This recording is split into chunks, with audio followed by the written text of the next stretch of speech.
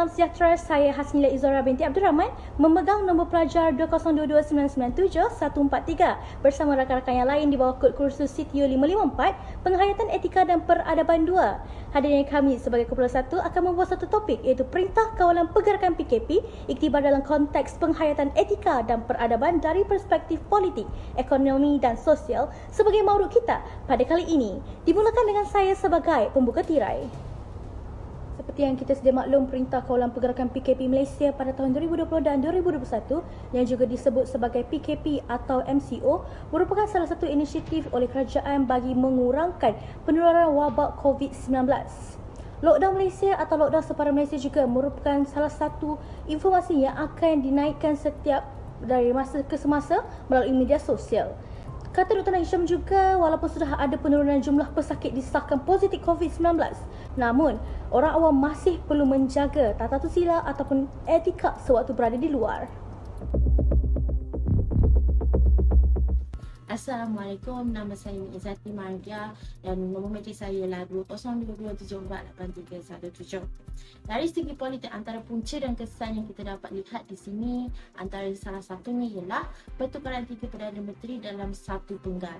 Mulanya pada 24 Februari 2020 di mana Tuan Dr. Mahathir Mohamad telah meletakkan jawatan beliau sebagai Perdana Menteri. Setelah peletakan jawatan tersebut, Tan Sri Muhyiddin Yassin pula mengambil jawatan menjadi Perdana Menteri, namun beliau juga meletakkan jawatan setelah kehilangan majoriti sokongan ahli-ahli parlimen dan juga di atas perintah perlembagaan persetujuan. Jadinya pada 21 Ogos 2021, Datuk Ismail Sabri dilantik menjadi Perdana Menteri yang ke-9. Banyak kejadian dan juga kemelut kita dapat lihat sepanjang tempoh sejarah ini, contohnya langkah Sheraton. Disebabkan hal ini jugalah kita dapat lihat bagaimana pergolakan politik dan juga perebutan kuasa di antara parti-parti politik di saat COVID-19 sedang berleluasa di Malaysia melemah kerana memberi kesan yang negatif terhadap negara dan juga rakyat. Selain itu, pada 26 September 2020, PRN Sabah yang ke-16 diadakan di mana ketika itu kes COVID-19 melonjak tinggi. Hal ini boleh dikatakan berpunca daripada segelintir pihak yang tidak menjaga prosedur operasi standard ataupun SOP. Akhirnya PRN Sabah ini diadakan selepas Yang di-Pertuan Agong Sabah Tun Juha Mahiruddin mengambil keputusan untuk Dewan Undangan Negeri dibubarkan pada 30 Julai. Isunya di sini, walaupun analisis dikemukakan bahawa kes akan mencanak tinggi jika pilihan raya ini diadakan, namun ianya masih diadakan. Walhal sudah jelas aktiviti ini boleh menjejaskan nyawa-nyawa rakyat di sana. Dan akhir sekali, perisytiharan proklamasi darurat 2021 pada 12 Januari 2021 di seluruh Malaysia. Proklamasi darurat ini dibuat untuk tidak mengadakan sebarang pilihan raya walaupun ada kematian ataupun peletakan jawatan, sebab PRK ni dikena buat juga kalau ada peletakan jawatan ataupun kematian. Contohnya kes 2021 ada yang meninggal. Proklamasi darurat ni diminta supaya tidak ada pilihan raya. Sistem perundangan parlimen juga digantung daripada bersidang. Tentera juga diberikan kuasa jika diperlukan dan juga pentadbiran diberikan kepada pihak eksekutif. Sepanjang tempoh inilah kita dapat memberi peluang kepada negara untuk membaik pula ekonomi dan yang sudah pun tersedia dan sekaligus mengekalkan keselamatan rakyat sejahtera. Assalamualaikum, nama saya Nur Aisha binti Muhammad Safar dengan nombor matriks 20227657777. Hari ini saya akan membentangkan berkenaan pengajaran dari segi politik. Jadi berdasarkan penerangan yang telah disampaikan oleh Nick sebentar tadi, pengajaran yang saya perolehi dari 3 pertukaran Perdana Menteri ialah ahli politik sewajarnya ketepikan isu perebutan kuasa. Jadi apabila kita menyentuh berkenaan isu perebutan kuasa, sebarang perbalahan hendaklah dihentikan dengan segera. Hal ini amatlah penting kerana ahli politik sewajarnya memberikan fokus yang sepenuhnya terhadap usaha pengekangan pandemik. Ahli politik seharusnya membuka ruang perbincangan dan bekerjasama dalam menangani pandemik. Seterusnya beralih kepada pilihan raya negeri Sabah. Pengajaran yang boleh diambil daripada isu ini ialah SOP yang telah ditetapkan oleh pihak kerajaan haruslah dipatuhi agar tidak berlakunya peningkatan kes yang mendadak.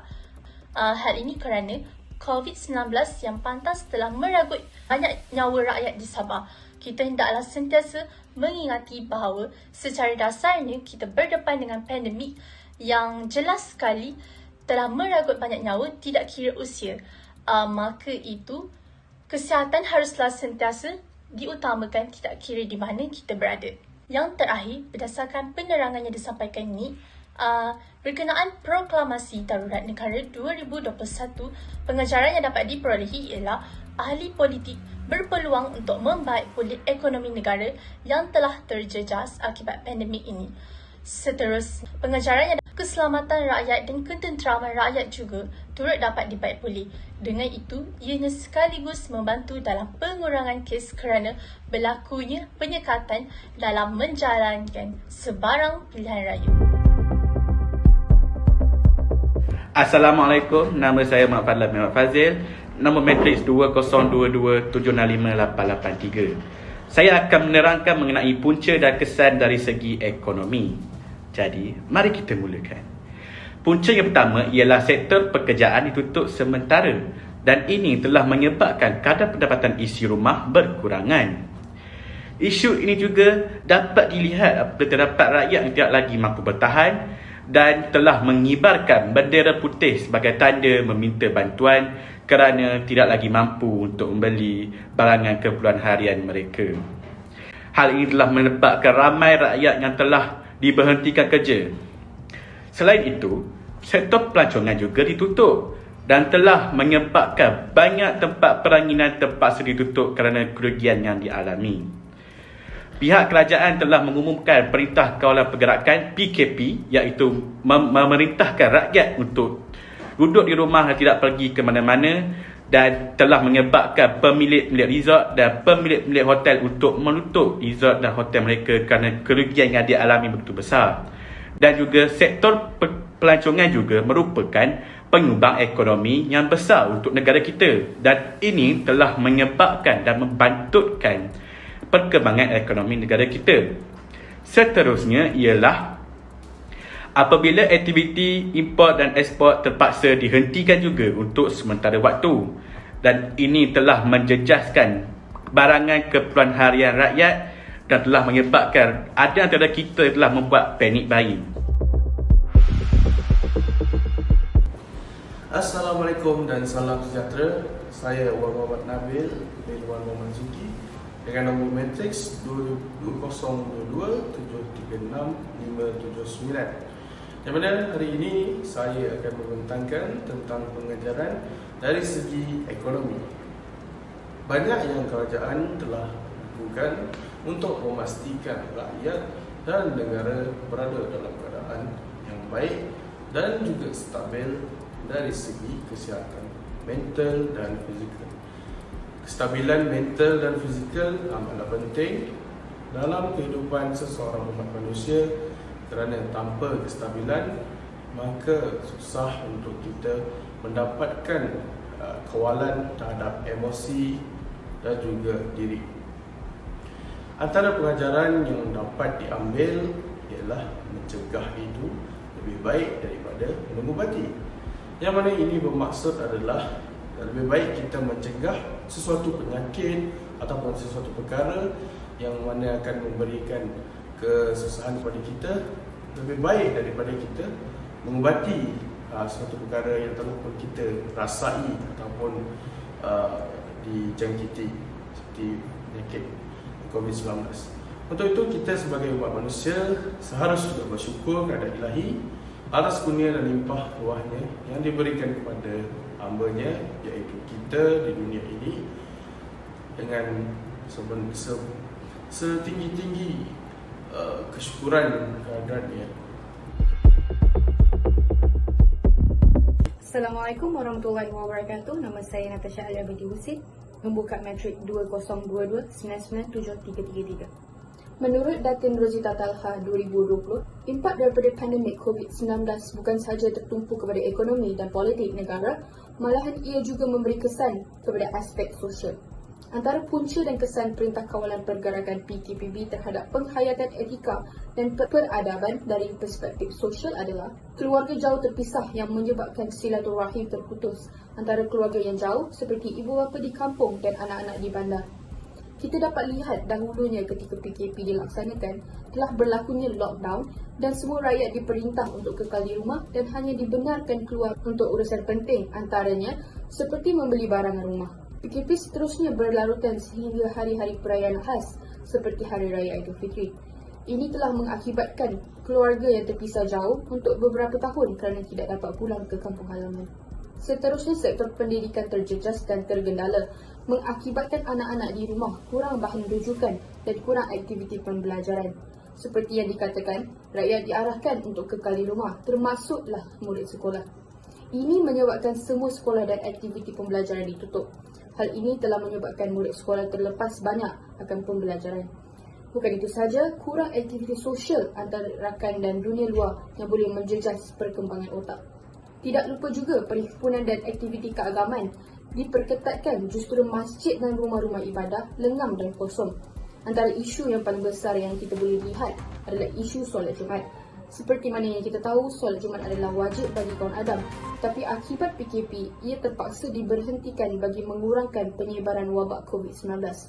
Ini mengakibatkan ummah antara saudara Islam makin lemah dan juga ilmu agama yang kurang kerana tidak dapat menghadiri aktiviti keagamaan. Akhir sekali, masyarakat terkurung di rumah dan kurang aktiviti sosial, lalu psikologi dan masalah mental masyarakat yang terjejas dan merundun akibat Perintah Kawalan Pergerakan PKP. Berdasarkan perangkaan PDRM, pada Mac 2021, sejumlah 336 kes bunuh diri dilaporkan kepada PDRM. Ini berbanding 631 kes bunuh diri yang dilaporkan pada tahun 2020 dan 609 kes pada tahun 2019. Manakala berdasarkan statistik Kajian Kesihatan dan Morbiditi Kebangsaan NHMS pula, pada tahun 2019, hampir 1/2 juta penduduk di negara ini mengalami kemurungan dan merangkumi 2.3% rakyat negara ini berusia 16 tahun ke atas mengalami kesihatan mental akibat PKP. Nama saya Wan Naudalia binti Wan Abdul Hadi dan nombor matrik saya 2022 782949. Daripada pandemik ini, banyak pengalaman dan perkara yang boleh dijadikan iktibar dari aspek sosial. Secara tidak langsung, kehadiran COVID-19 menggugat keharmonian hidup, sama ada memberi impak positif atau negatif. Antara pengajaran yang kita dapat pelajari adalah dengan cara menjaga hubungan silaturahim sesama keluarga. Ia amat penting bagi menyokong kestabilan emosi ahli keluarga. Seterusnya, pengajaran yang kita dapat daripada pandemik ini adalah rakyat mula bergiat aktif dalam dunia digital. Rakyat Malaysia tidak lagi buta IT, sekaligus meningkatkan kemahiran belajar dan mengajar secara atas talian. Selain itu, pengajaran lain yang kita dapat lihat adalah rakyat perlulah bertimbang rasa dan tidak bersikap pentingkan diri sendiri demi kesejahteraan bersama agar setiap perkara yang dilakukan tidak memudaratkan orang ramai. Terakhir, apabila kita hidup dalam norma baharu dan berada di dalam keadaan yang saling memerlukan, masyarakat perlulah menyamaikan sikap prihatin sesama sendiri dan belajar untuk berkongsi masalah dengan cara mencari bantuan profesional seperti kaunseling. Konklusinya dapat kita lihat di sini bahawa sudah terang lagi bersula inisiatif kerajaan bagi mengurangkan penularan wabak COVID-19 dengan adanya PKP dapat dijalankan dengan positif. Dalam bersosial juga, seluruh rakyat lebih berdisiplin dan beretika sewaktu pelaksanaan PKP. Bagi melaburkan tirai dan mauduk pada kali ini, pesanan dan harapan dari kami adalah individu yang mempraktikkan etika dan adab dalam diri masing-masing. Sekian wabillahi taufiq wal hidayah. Wassalamualaikum warahmatullahi wabarakatuh.